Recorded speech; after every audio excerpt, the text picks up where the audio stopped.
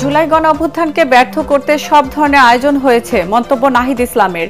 ঐক্য ধরে রাখতে না পারলে আরেকটি 111-এর আশঙ্কা। আগামী নির্বাচনে দেশবাসীর কাছে ধানের শীষে ভোট চাইলেন তারেক রহমান। ভবিষ্যতের চ্যালেঞ্জ মোকাবেলায় তরুণদের যোগ্য হিসেবে গড়ে তোলার আহ্বান।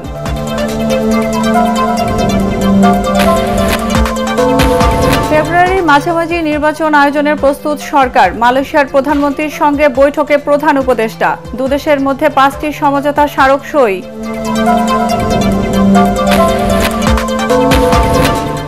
আইসিইউ থেকে ঘুরে দাঁড়িয়েছে দেশের আর্থিক খাত, দাবি উপদেষ্টার। বাংলাদেশের সাথে বাণিজ্য বাড়াতে অনাগ্রহী ভারত, ঢাকার চিঠিতে সাড়া দেয়নি দিল্লি।